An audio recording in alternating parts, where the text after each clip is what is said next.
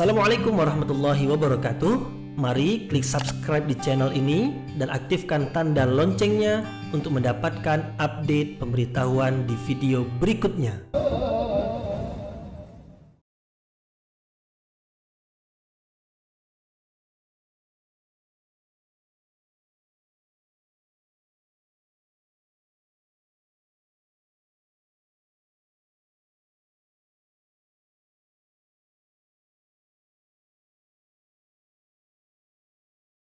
A'udzu billahi minasyaitonir rajim. Bismillahirrahmanirrahim. Assalamualaikum warahmatullahi wabarakatuh. Alhamdulillahi rabbil alamin wa bihi nasta'inu ala umurid dunya waddin. Nasta'inuhu wa nastaghfiruh wa na'udzu billahi min syururi anfusina wa min sayyiati a'malina. فَمَنْ يَهْدِهِ اللَّهُ فَلَا مُضِلَّ لَهُ وَمَنْ يُضْلِلْ فَلَا هَادِيَ لَهُ أَشْهَدُ أَنْ لَا إِلَهَ إِلَّا اللَّهُ وَحْدَهُ لَا شَرِيكَ لَهُ وَأَشْهَدُ أَنَّ مُحَمَّدًا عَبْدُهُ وَرَسُولُهُ لَا نَبِيَّ بَعْدَهُ أَمَّا بَعْدُ. Kita bersyukur kepada Allah Subhanahu wa Ta'ala yang masih melimpahkan rahmat dan nikmat-Nya. Kita bersyukur dengan mengucapkan Alhamdulillahi Rabbil Alamin. Tidak lupa pula bersalawat kepada Rasulullah dengan mengucapkan Allahumma salli ala Sayyidina Muhammad wa ala ali Sayyidina Muhammad. Dan bersalam kepada Rasulullah dengan mengucapkan Assalamu alayka ya Rasulullah. Alhamdulillah, kita dapat kembali meneruskan pengajian tafsir ayat-ayat suci Al-Quran yang insya Allah kita akan teruskan kepada ayat yang ke-193 dan 194 dari surah Ali Imran, yaitu yang menerangkan tentang hamba-hamba yang disebut oleh Allah di dalam Al-Quran sebagai ulil albab, yaitu hamba-hamba yang memiliki pengetahuan yang mendalam sehingga mereka memahami perkara-perkara yang pokok, perkara yang inti dan yang sangat berharga di dalam hidup. Sebelum ini telah diterangkan bahwasanya ulil albab adalah hamba-hamba Allah yang menggunakan hati mereka, yang menggunakan akal mereka, menggunakan hati dengan berzikir kepada Allah, menggunakan akal dengan memahami tanda-tanda kekuasaan Allah. Kemudian dengan akal dan hati mereka, kemudian mereka menjalin hubungan dengan Allah. Menjalin hubungan dengan Allah yaitu melalui ibadah yang mereka lakukan, dan yang paling utama adalah melalui doa yang mereka panjatkan. Karena sebagaimana yang kita ketahui, doa adalah otak dari sekalian ibadat. Ad-du'a'u mukhul ibadah. Doa adalah bahagian yang terpenting dari ibadat, yaitu ketika berdoa seorang hamba itu akan merendahkan dirinya serendah-rendahnya dan akan meninggikan Allah setinggi-tingginya. Hamba ketika berdoa menghinakan dirinya sehina-hinanya dan akan memuliakan Allah semulia-mulianya. Dan itulah yang tujuan penghambaan seorang hamba kepada Allah penciptanya. Nah, ulil albab, orang-orang yang memiliki pemahaman yang mendalam sehingga mengetahui inti dan pokok dari nilai hidup ini, mereka ketika telah memahami, mengenali Allah Subhanahu wa Ta'ala sebagai pencipta alam semesta, pengatur alam semesta, bahkan menjadi penentu alam semesta, maka mereka bersegera untuk berdoa kepada Allah.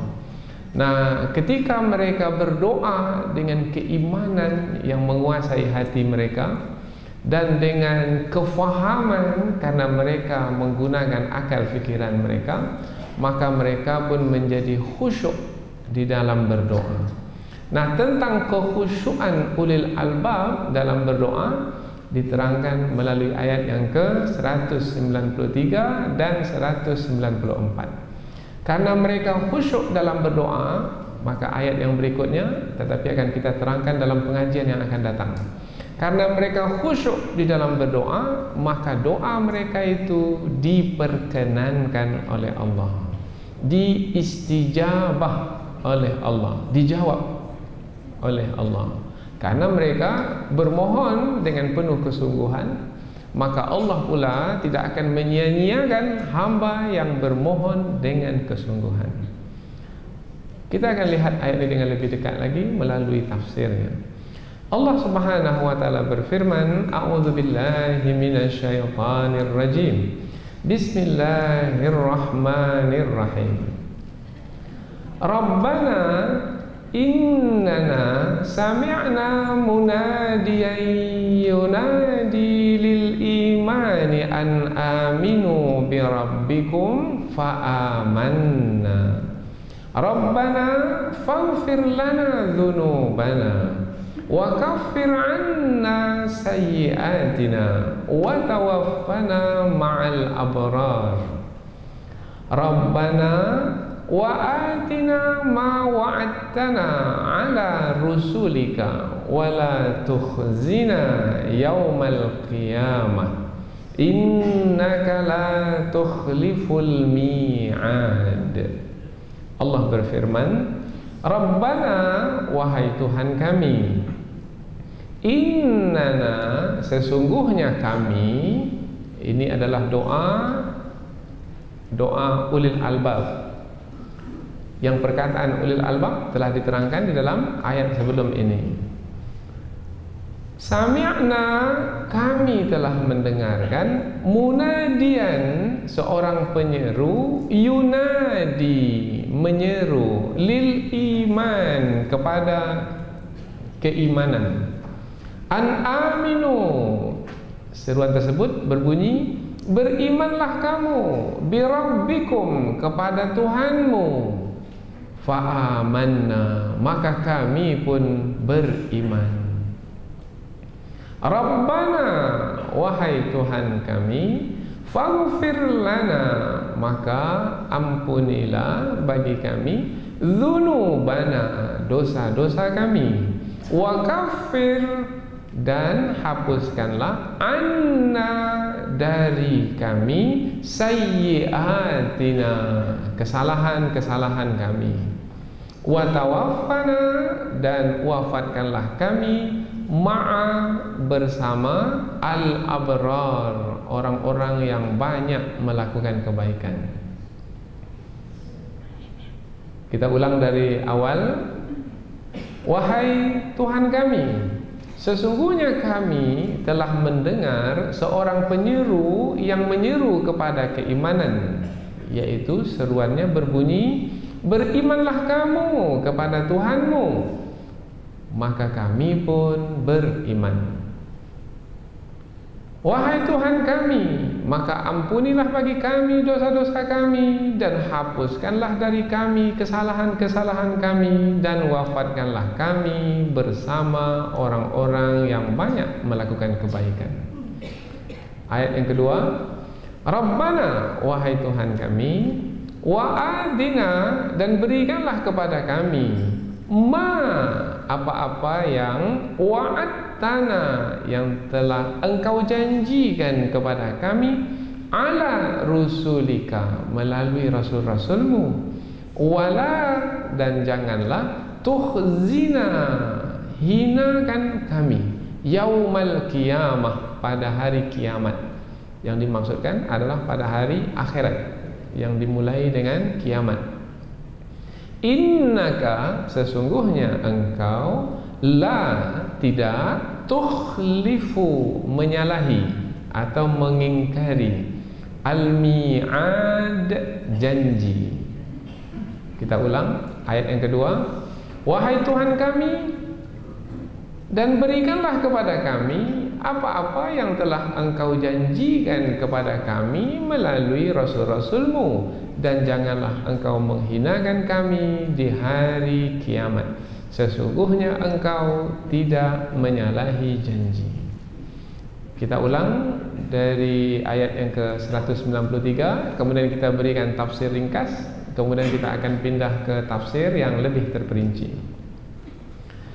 Wahai Tuhan kami, sesungguhnya kami telah mendengar seorang penyeru menyeru kepada keimanan, yaitu seruannya berbunyi, berimanlah kamu kepada Tuhanmu. Maka kami pun beriman. Wahai Tuhan kami, maka ampunilah bagi kami dosa-dosa kami, dan hapuskanlah dari kami kesalahan-kesalahan kami, dan wafatkanlah kami bersama orang-orang yang banyak melakukan kebaikan. Wahai Tuhan kami, dan berikanlah kepada kami apa-apa yang telah engkau janjikan kepada kami melalui rasul-rasulmu, dan janganlah hinakan kami di hari kiamat. Sesungguhnya engkau tidak menyalahi janji. Jadi dari dua ayat ini dapatlah kita ketahui melalui terjemahannya bahwasanya ini adalah doa-doa ulil albab, yaitu mereka berdoa kepada Allah. Di dalam doa mereka meminta 3 permintaan. Pertama adalah minta diampuni dosa, kedua minta dihapuskan kesalahan, 3 minta diwafatkan bersama orang-orang yang banyak melakukan kebaikan. Kemudian di ayat yang kedua dari 2 ayat ini, ulil albab itu sangat takut sekali apabila doa mereka tidak diperkenankan oleh Allah.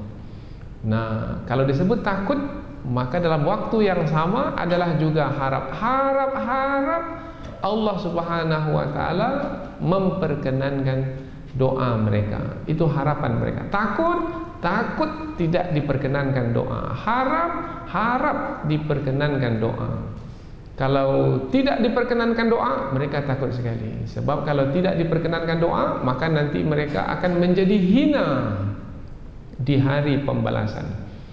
Nanti semua manusia akan menyaksikan mereka diazab dan disiksa. Maka mereka tidak mau terhina seperti itu. Maka mereka takut kalau doa mereka tidak diperkenankan oleh Allah. Mereka berharap mudah-mudahan Allah memperkenankan doa mereka, sebab Allah tidak menyalahi janji. Allah adalah yang menepati janji. Maka timbul harapan di dalam hati mereka. Andaikan mereka memang betul telah melakukan ketaatan, beramal dan beribadah ketika di dunia, Allah sekali-kali tidak akan menyalahi janjinya. Ada pada seorang hamba takut dan harap kepada Allah, maka bermakna hamba tersebut telah berhasil di dalam membuktikan keimanannya kepada Allah, yaitu dengan mengagungkan Allah dan membesarkan Allah. Apalagi dinampakkan, ditunjukkan dalam doa-doa yang dipanjatkan. Karena apabila seorang hamba berdoa, bermakna hamba itu sedang menjalin hubungan dengan Allah secara langsung dan tidak bersama dengan makhluk yang lainnya. Karena seorang hamba ketika berdoa, dia akan berpaling dari yang lain, kemudian bersama hanya dengan Allah. Maka ketika bersama dengan Allah disebut bermunajat. Nah, ulil albab bermunajat kepada Allah, dan di dalam munajatnya ia melihat bahwasanya ia telah melakukan kesalahan, ia telah berdosa, maka ia minta kesalahan itu dihapus. Ia minta dosa itu diampuni. Itu tentang masa lalunya. Maka ia sangat memperhatikan dirinya. Setiap orang yang bergelar ulil albab, ia akan melihat masa lalunya. Kemudian ia tidak tenggelam dengan masa lalu saja, tetapi ia berharap masa depannya juga adalah yang akan memberikan keselamatan bagi perjalanannya yang panjang di hari akhirat. Nah, masa depan yang paling depan, yang paling ujung ketika berada di dunia ini adalah kematian. Maka berharap ketika mati itu nanti mati dalam keadaan berbuat baik, husnul khatimah. Nah, jadi ulil albab melihat masa lalu untuk menebusnya kalau ada kesalahan dan kekurangan, kemudian berazam, berusaha sungguh-sungguh untuk melakukan kebaikan, sehingga ketika kematian tiba, kapan saja waktunya, ia telah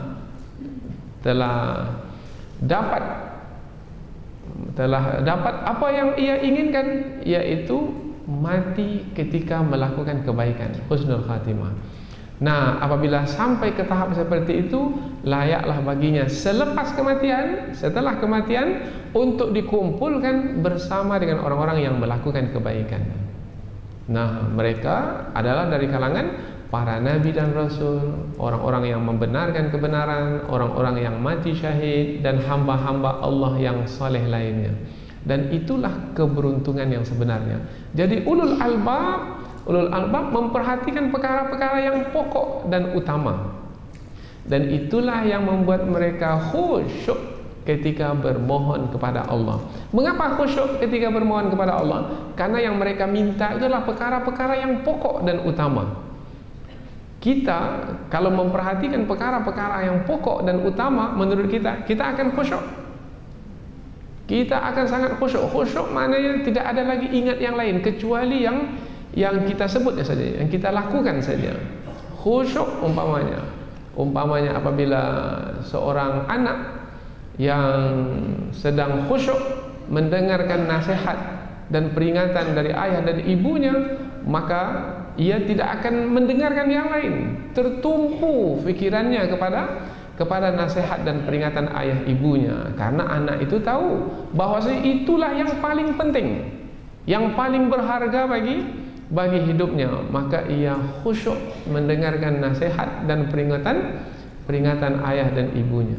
Begitu juga lah seorang hamba yang khusyuk ketika bersama dengan Allah, mengharapkan belas kasihan Allah, dan itulah yang paling pokok dan paling utama bagi hidup mereka. Inilah ringkasan dari dua ayat yang akan kita pelajari dalam kesempatan ini. Mudah-mudahan kita mendapatkan pengajaran dari doa yang diamalkan oleh ulil albab ini. Mudah-mudahan kita juga akan menjadikan doa-doa ini sebagai amalan harian kita pula, dan mudah-mudahan Allah Subhanahu wa taala mengistijabahnya, memperkenankannya, sehingga kita dimasukkan pula ke dalam golongan ulil albab, insyaallah. Kita mulai tafsir ayat, yaitu ayat 193. Allah Subhanahu wa taala berfirman, Rabbana innana sami'na munadiyan yunadi lil iman. Rabbana, wahai Tuhan kami. Ini adalah permulaan doa ulil albab. Mereka berdoa, Rabbana, wahai Tuhan kami. Selalu kita apabila berdoa, kita mulai dengan Rabbana. Rabbana atina fid dunya hasanah. Rabbana. Banyak sekali ayat-ayat yang di dalam Al-Quran ia adalah berupa doa, dimulai dengan Rabbana. Maknanya adalah ketika disebut kata Ya Rabbana, wahai Rabb kami, kata Rabb itu makna yang terkandung di dalamnya adalah Allah sebagai pencipta, Allah sebagai pengatur, Allah sebagai pemelihara, Allah sebagai yang menguruskan dan menentukan hidup kita ini. Itu makna Allah sebagai Rabb. Beda antara perkataan Rabb dengan perkataan ilah. Kalau di dalam zikir kita, la ilaha illallah, tidak ada Tuhan yang patut disembah dengan kebenaran melainkan Allah. Kalau ilah, Tuhan, itu kaitannya dengan ibadah yang kita persembahkan kepadanya.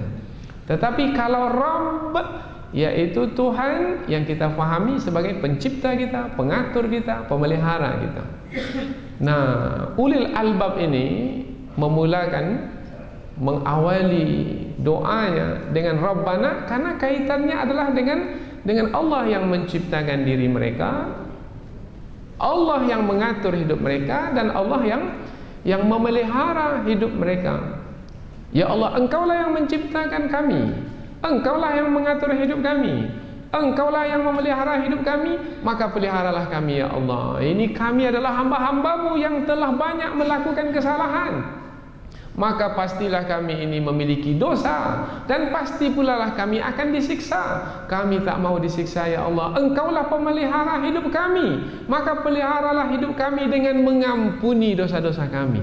Nah, karena yang diminta adalah kaitan dengan pemeliharaan diri, maka sesuailah penggunaan kata Rabbana di pangkal ayat. Jadi Rabbana maknanya wahai Tuhan kami yang menciptakan diri kami, yang mengatur hidup kami, yang memelihara kami. Peliharalah kami ya Allah. Dalam ayat ini ada 3 permintaan. Pelihara kami dengan mengampuni dosa-dosa kami. Pelihara kami dengan menghapuskan kesalahan kami. Pelihara kami dengan mewafatkan kami. Kami tak punya kuasa untuk mematikan diri kami sendiri. Engkau yang mematikan kami, sebagaimana Engkau yang menghidupkan kami. Maka apabila Engkau matikan kami dalam keadaan berbuat baik kepadamu, sehingga kami dapat bersama dengan hamba-hamba yang berbuat baik lainnya.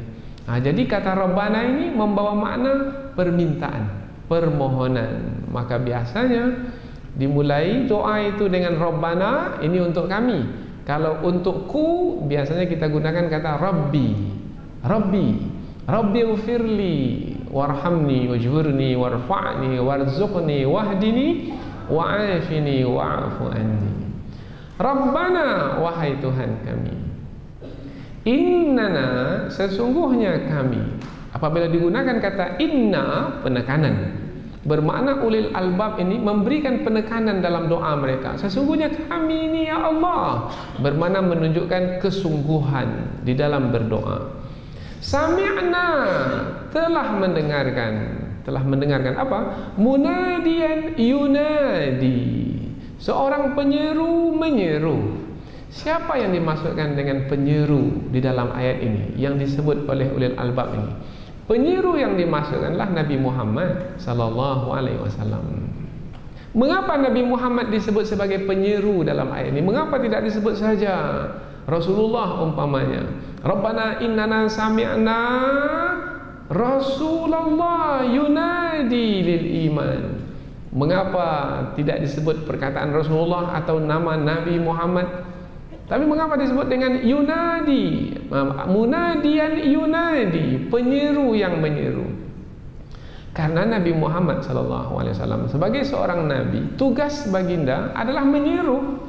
Adu'u itu menyeru. Adu'u ilallah, menyeru kepada Allah. Da'iyan. Nah, da'i maknanya adalah juga menyeru. Kemudian penggunaan kata menyeru kepada Rasulullah adalah sebagai bentuk mengagungkan Rasulullah. Jadi ulil albab ini mengagungkan Rasulullah dengan menyebut Rasulullah sebagai penyeru. Karena kata penyeru itu membawa makna yang menyeru itu sungguh-sungguh. Apa sebab? Sebab seruan maknanya adalah perkataan yang dikeluarkan oleh seseorang dengan suara yang tinggi. Itu makna seruan. Kalau kita menyeru, pasti kita mengangkat suara kita ketika menyeru. Apalagi yang diseru itu orangnya jauh sekali. Mungkin kita menyeru orang yang jauh, hei, tak mungkin. Pasti kita akan seru, hai. Kita akan seru. Maka azan itu disebut juga sebagai seruan, an-nida. Mengapa azan disebut sebagai seruan? Sebab muazzin, yaitu orang yang melakukan azan itu mengangkat suaranya setinggi-tinggi yang bisa, supaya semakin banyak orang yang bisa mendengarkan seruannya itu sebagai petanda masuknya waktu salat. Maka diangkatnya suara tinggi-tinggi, Allahu Akbar, Allahu Akbar, tinggi sekali. Kemudian bukan di satu arah saja. Kalau orang melakukan azan, maka dia mesti gerakkan mulutnya itu ke kiri, ke kanan. Tetapi sekarang ini sudah ada mikrofon yang bisa didengar oleh manusia di seluruh arah. Nah, jadi azan disebut azan, seruan disebut seruan adalah karena mengangkat suara. Jadi Rasulullah apabila menyeru itu dengan suara yang tinggi. Rasulullah apabila memberikan ceramah atau pengajian, ini bahasa kita sekarang, apabila menyampaikan ilmu, peringatan, ini bahasa Al-Quran, itu dengan suara yang sangat tinggi sekali. Tidak dengan suara yang perlahan. Apabila Rasulullah berkhutbah, idza khataba, apabila Rasulullah berkhutbah, ihmarrat ainahu, akan memerah mata Rasulullah. Wa ala sautuhu, akan tinggi suara Rasulullah. Wastadda ghadabuhu, kalau ia berkaitan dengan perkara yang buruk, maka Rasulullah pun menjadi marah, dan marah Rasulullah itu sangat dahsyat sekali. Ka'annahu munziru jaish, seakan-akan Rasulullah itu sebagai komandan perang. Oh, kalau komandan perang itu apakah suaranya perlahan? Luruskan barisan, begitu? Tidak, mesti dengan tegas, dengan keras, dan itu menunjukkan kesungguhan. Begitu juga lah dalam ayat ini. Nah, ulil albab menyebut Rasulullah itu sebagai penyeru, untuk menerangkan bahwasanya yang menyeru itu, yaitu Rasulullah, adalah yang sungguh-sungguh. Nah, bermakna ulil albab ini mengagungkan Rasulullah karena menyebut Rasulullah sebagai penyeru, yaitu yang menyampaikan seruan dengan sungguh-sungguh. Pada hari ini sudah diangkat saja suara, yang mendengar mengantuk, apalagi suara dengan perlahan-lahan. Sudah kita angkat suara tinggi-tinggi, masih juga lagi tidak mendengar. Apalagi kalau hanya dengan suara yang cukup-cukup saja. Munadian yunadi, penyeru yang menyeru. Di sini diulang sekali lagi, penyeru yang menyeru. Kalau disebut penyeru, memang menyeru. Kemudian digabungkan dua kata ini sekali, padahal ia adalah kata yang sama, pengulangan, maka tujuannya adalah untuk memberikan penekanan bahwasanya memang Rasulullah sungguh-sungguh dalam menyeru. Nah, itu maknanya. Kemudian tambah lagi, munadian tidak menggunakan alif lam. Kalau tidak menggunakan alif lam, bermakna tidak diketahui orangnya.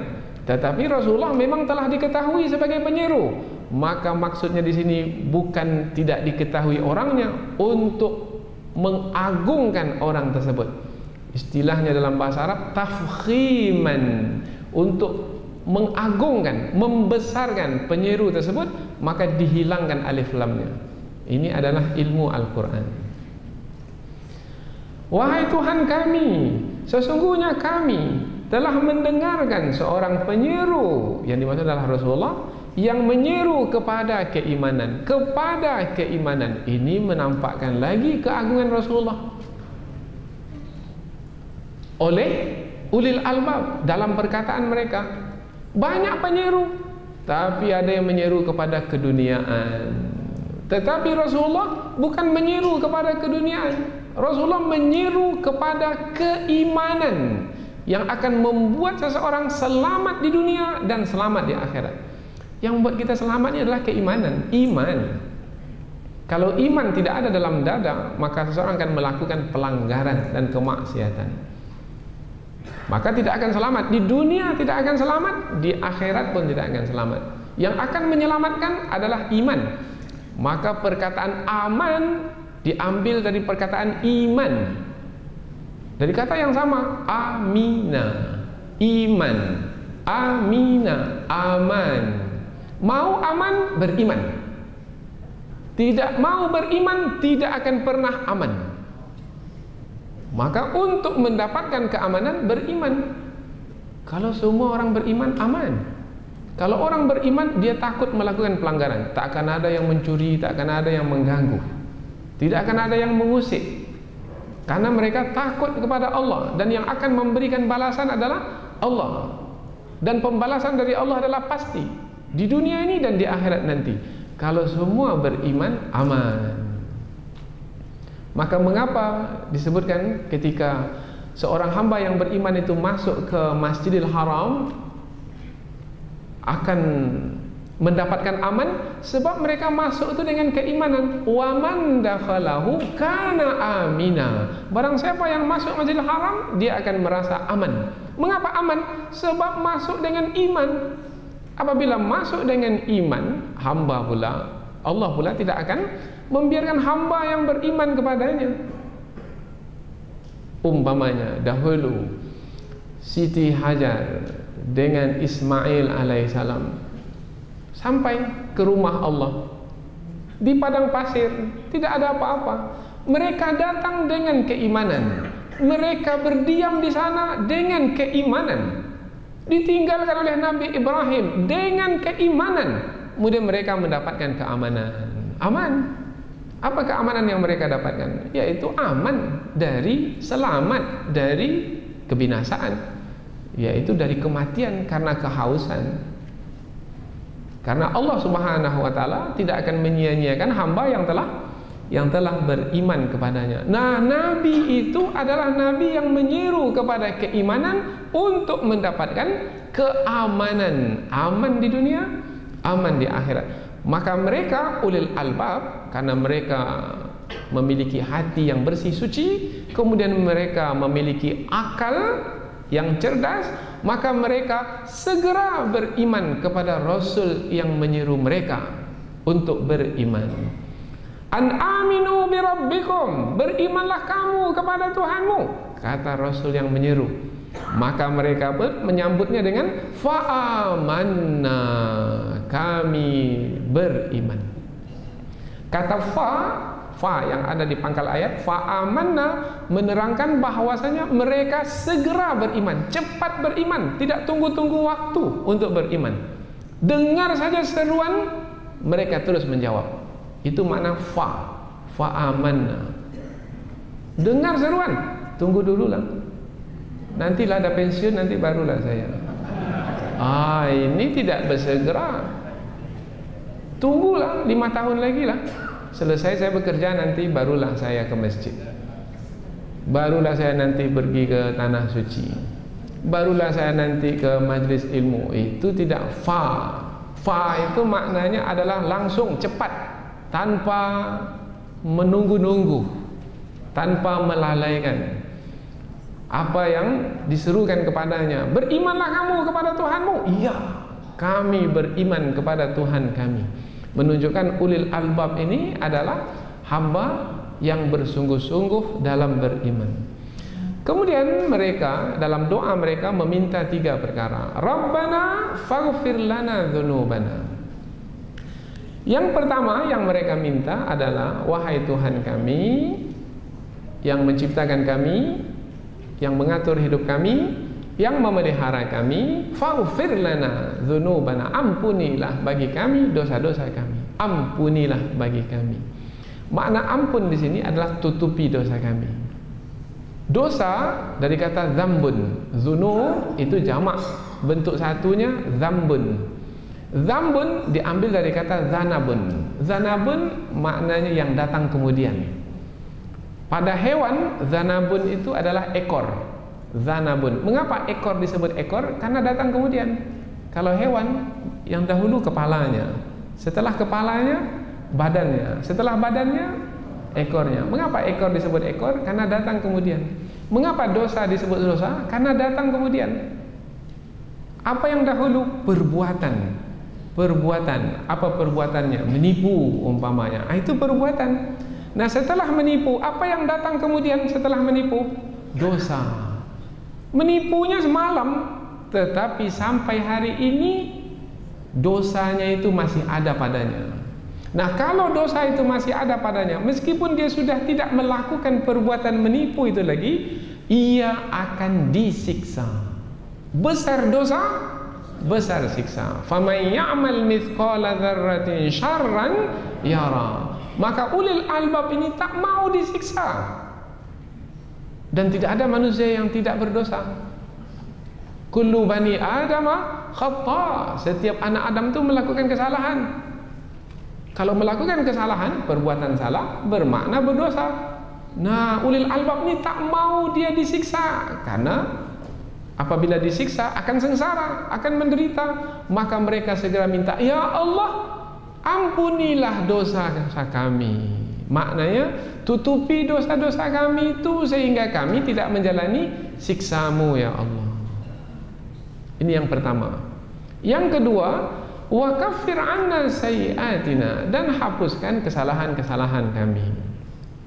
Tadi dosa minta diampuni, sekarang pula kesalahan minta dihapuskan. Kesalahan umpamanya adalah menipu tadi, menipu. Ini adalah kesalahan. Kalau tadi kaitannya dengan dosa, dosa kaitannya dengan siksa. Kalau kesalahan ini kaitannya adalah pengaruh yang dimunculkan oleh kesalahan itu. Kalau menipu apa pengaruhnya? Pengaruhnya pada diri adalah kegelisahan. Gelisah hati ini, risau, tak tenang. Nah, ada pengaruhnya. Kemudian pengaruhnya lagi adalah mungkin kepada perbuatannya. Karena dia menipu, maka boleh jadi nanti bisa membawa kepada kerugian di dalam perdagangan umpamanya, dan seterusnya. Nah, takut ia pengaruh ini akan ia terima disebabkan karena kesalahan yang telah ia lakukan. Maka dia tak mau menanggung pengaruh dari kesalahan tersebut, maka dia minta, ya Allah, hapuskanlah kesalahanku itu, supaya aku tidak menanggung pengaruh yang buruk, yaitu berupa kegelisahan, kerugian, penyakit, dan lain sebagainya. Jadi nampaknya ulil albab ini dalam doa mereka yang pertama dan kedua minta perbaikan diri. Jadi dimulai doa dengan memohon kepada Allah supaya diri ini diperbaiki, karena diri ini telah kita rusak dengan dosa. Karena diri ini telah kita rusak dengan kesalahan. Maka ada di antara ulama tafsir menyebutkan faghfir lana dzunubana, itu kaitannya dengan dosa-dosa besar. Kemudian wa kaffir anna sayyi'atina, itu kaitannya dengan dosa-dosa kecil. Ini diriwayatkan dari Ibnu Abbas, sahabat Nabi. Ada lagi ulama tafsir menyebutkan ampunilah dosa-dosa kami, itu kaitannya dosa dengan Allah. Wa kaffir anna sayyi'atina, itu kaitannya dosa dengan manusia. Kalau dosa dengan Allah, Allah itu Maha Pengampun. Tetapi kalau dosa dengan manusia, sekali kita bersalah kepadanya mungkin dia maafkan. Tapi kalau 2 kali kita bersalah kepadanya, mulailah dia, ini terakhir ini, diberinya kita peringatan. Kalau kali ketiga bersalah, mungkin dia tak akan maafkan lagi. Tapi kalau kepada Allah, Allah Maha Pemaaf. Beratus beribu kali kita bersalah kepada Allah, Allah akan maafkan. Ada yang menafsirkan demikian. Jadi banyak tafsiran untuk faghfir lana dzunubana wa kaffir anna sayyi'atina. Permohonan yang ketiga, wa tawaffana ma'al abrar, dan wafatkanlah kami bersama orang-orang yang berbuat baik. Di sini digunakan wafatkanlah kami, tidak matikanlah kami. Karena kalau mati kaitannya adalah dengan tercabutnya roh dari badan. Kalau wafat kaitannya adalah dengan sempurnanya umur yang telah diberikan. Berapa umur yang telah Allah tetapkan untuk kita? Umpamanya 60 tahun, 6 bulan, 6 hari, 6 jam, 6 menit, 6 detik umpamanya lah. Ini perkara 6 ini. Andaikan demikianlah, maka semuanya sudah sempurna. Maka bermakna kita telah sampai kepada ajal yang ditentukan. Ajal maknanya ujung dari umur kita itu. Umur kita tadi seperti yang kita sebutkan tadi. Nah, kita ingin ketika ajal sampai kepada kita di ujung usia kita, ketika itu kita melakukan perbuatan baik. Tapi kita kan tak tahu kapan ajal kita. Maka ulil albab ini, karena ia tidak tahu kapan ajalnya dan kita pun juga tak tahu, maka ulil albab ini minta kepada Allah supaya ya Allah bantulah hamba untuk melakukan kebaikan sepanjang masa, sehingga kebaikan-kebaikan tersebut sampai kepada hamba meninggal dunia. Itu maknanya wafiqna lil amal salih, yaitu tolonglah kami ya Allah untuk melakukan amal saleh sampai kami wafat. Nah, apabila kami wafat sempurna umur dan ketika itu kami melakukan amal saleh, bermakna dapatlah kami bersama dengan orang yang melakukan kebaikan setelah kematian nanti. Bermakna husnul khatimah. Dua kelompok saja nanti setelah kematian, yaitu kelompok orang-orang baik, al-abrar. Dalam ayat ini al-abrar. Al-abrar ini dari jamak dari kata barun. Barun itu maknanya orang yang banyak melakukan kebaikan. Bukan satu dua dia melakukan kebaikan, banyak. Banyak di sini maknanya dari sisi waktu sepanjang masa melakukan kebaikan. Dari sisi perbuatan bermacam-macam perbuatan, bukan salat, puasa, zakat, haji saja. Banyak sekali. Bersedekah juga umpamanya, memelihara anak yatim juga umpamanya, menghubungkan silaturahim juga, mengajar juga, belajar juga, banyak sekali. Ini al-abrar. Maka al-abrar ini digunakan kepada orang-orang yang banyak melakukan kebaikan. Jadi ulil albab ini minta bukan untuk bersama dengan orang yang biasa melakukan kebaikan, tapi minta untuk dikumpulkan bersama orang yang banyak melakukan kebaikan. Siapa di antara hamba Allah yang banyak melakukan kebaikan? Kita sebut satu contoh sajalah. Imam Syafi'i umpamanya. Wafatkanlah kami bersama orang-orang yang melakukan kebaikan. Maknanya wafatkanlah kami dalam melakukan perbuatan baik yang banyak sekali, seperti Imam Syafi'i yang banyak melakukan perbuatan baik, sehingga kami nanti dapat dikumpulkan bersama beliau. Ini permohonannya. Jangan biarkan kami melakukan perbuatan baik ala kadar, yaitu yang biasa saja. Jangan ya Allah. Tetapi bantulah kami untuk melakukan perbuatan baik yang banyak, sehingga kami dapat dikumpulkan bersama dengan al-abrar. Bermakna mereka ini sangat sungguh-sungguh di dalam memohon kepada Allah. Ampunilah dosa kami, menerangkan perkara yang akan datang. Hapuskanlah kesalahan kami, yaitu hapuskanlah pengaruh dari kesalahan kami yang mungkin akan kami rasakan sekarang ini, kaitan dengan sedang yang dijalani. Kemudian wafatkanlah kami bersama orang-orang yang melakukan kebaikan, bermakna menerangkan tentang perkara yang akan datang. Jadi urutan doanya yang lalu, sekarang dan akan datang. Bermakna ulil albab ini ingin memastikan setiap usianya dari dahulu hingga sekarang hingga akhir usia adalah yang terbaik. Dan yang akan menentukan baiknya usia tersebut, hamba ulil albab ini tak mampu. Sebab ia bukanlah yang menentukan dirinya sendiri. Yang mengatur dirinya siapa? Yang menentukan dirinya siapa? Allah. Maka ia pun segera berdoa kepada Allah melalui ayat ini. Kita ini memiliki kekurangan dan keterbatasan. Kadang-kadang kita dah berkeinginan buat baik, tetapi tak dapat menjalankannya. Di malam ni saya mau ikut pengajian lah. Ada keinginan, alah malas lah. Akhirnya tak jadi. Nah ya Allah, bantulah hamba ya Allah untuk menyampaikan niat-niat hamba dalam berbuat baik.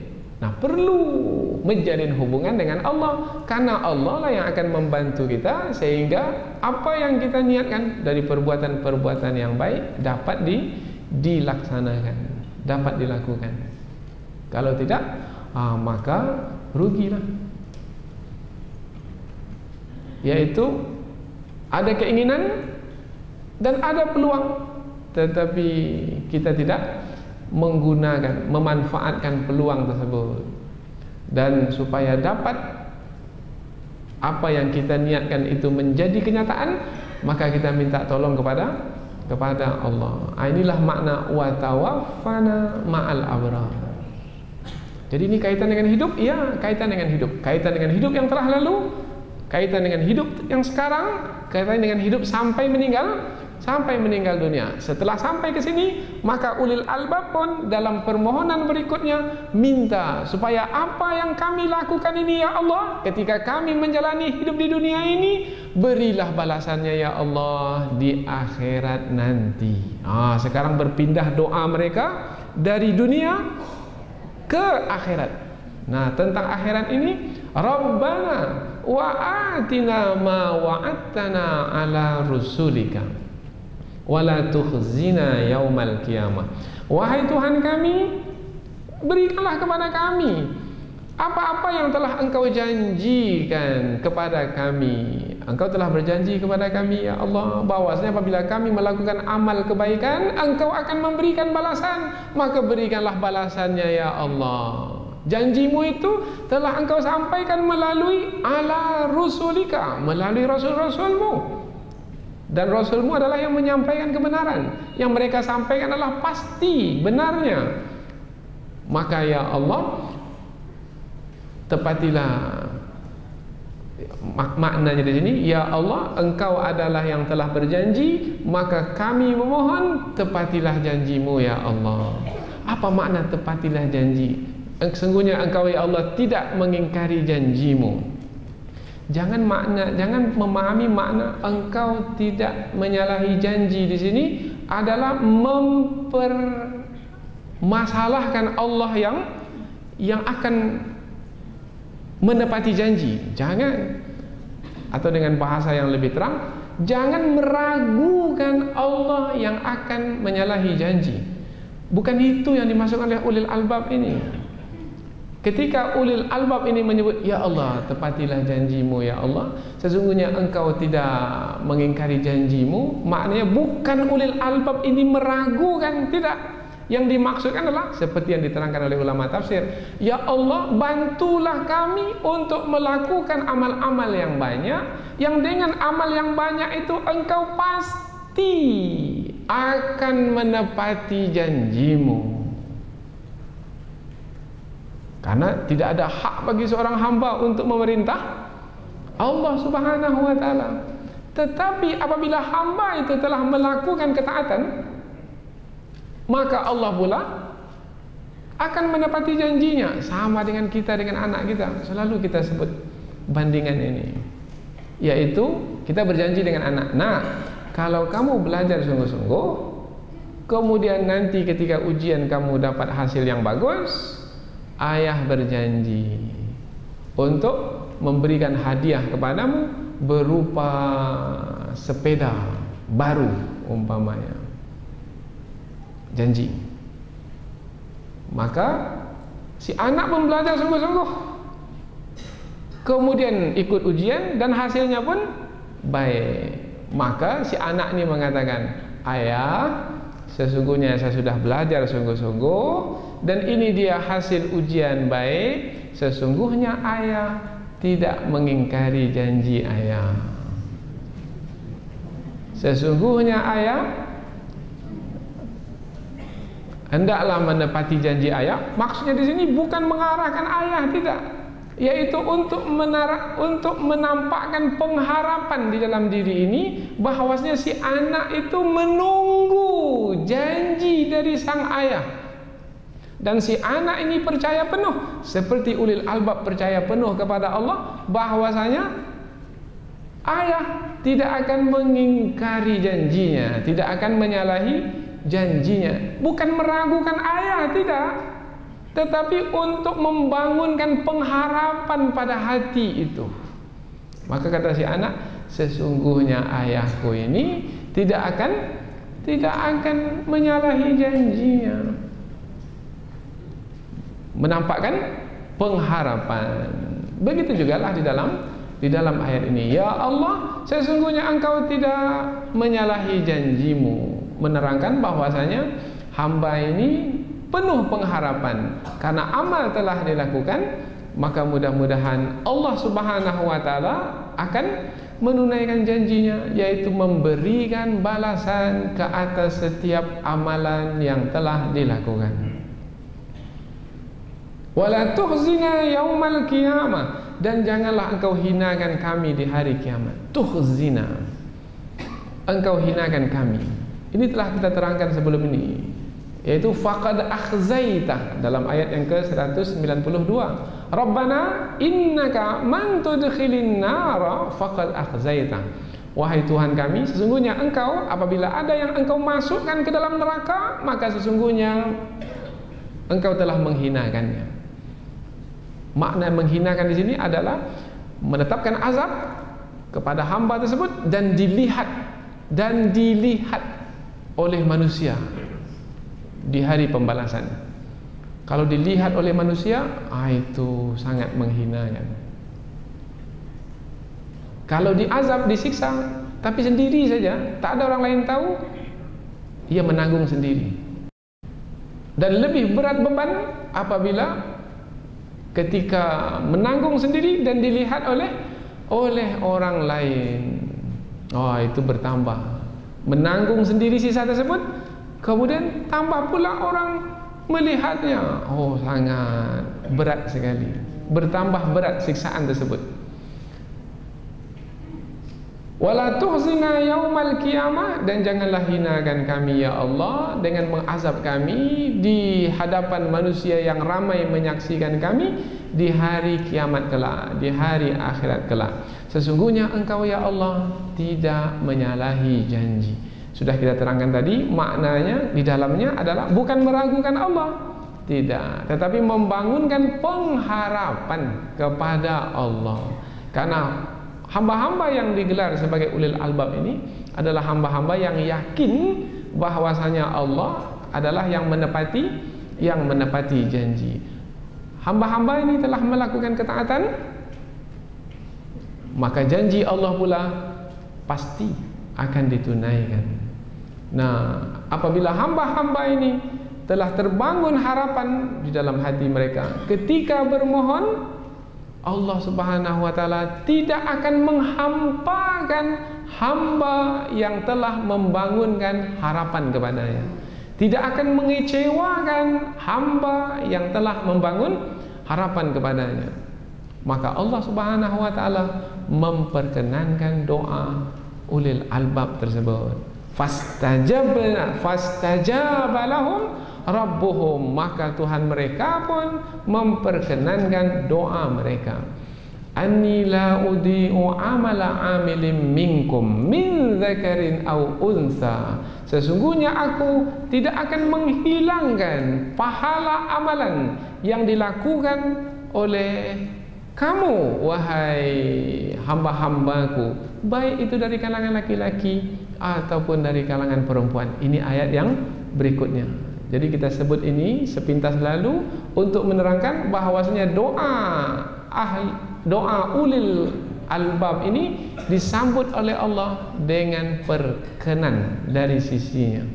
Apa sebab? Sebab doa itu datang dari keimanan, doa itu datang dari kefahaman, dan doa itu datang dari jiwa yang penuh dengan pengharapan.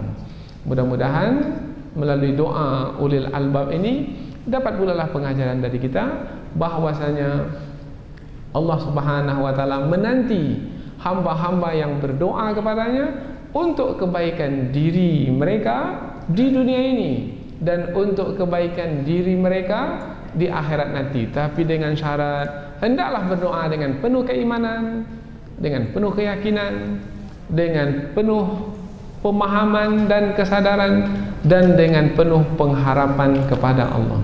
Mudah-mudahan apa yang kita pelajari ini ada manfaatnya. Subhanakallahumma wa bihamdika asyhadu an la ilaha illa anta wa astaghfiruka wa atubu ilaih. Wassalamualaikum warahmatullahi wabarakatuh.